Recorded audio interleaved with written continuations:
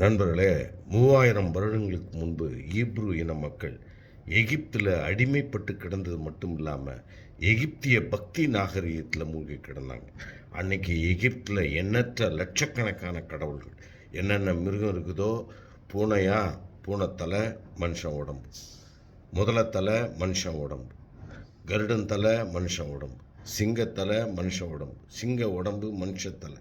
யானை தலை, மனுஷன் உடம்பு. இப்படி நினைத்த மாதிரியெல்லாம் கடவுள்கள், இதற்கெல்லாம் கோவில்கள், இதற்கெல்லாம் வழிபாடுகள், இதற்கு சாஸ்திர சடங்குகள்.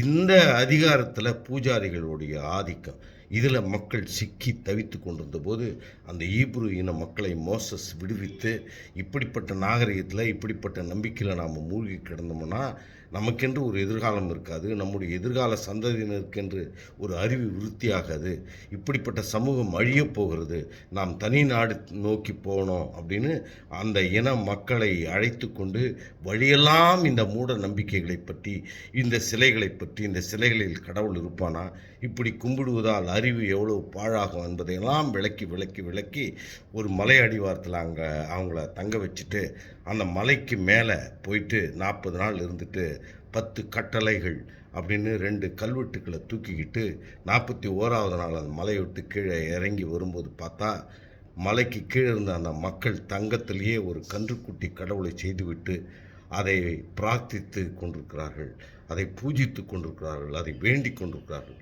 அதை பார்த்து அவன் மனம் நொந்து அந்த 2 கட்டளைகளையே தூக்கி போட்டு உடைக்கிறான். 3000 வருடங்களுக்கு முன்பு அப்படி ஒரு சிலையை கும்பிடுவதை பார்த்து ஒரு மனிதன் கோபப்பட்டிருக்கிறான். அப்படின்போது இன்றைக்கும் இந்தியர்களுடைய நிலை, நம்முடைய நிலை எந்த அளவுக்கு அறிவு பின்னோக்கி இருக்குது அப்படிங்கிறத நாம் சிந்திக்கணும்.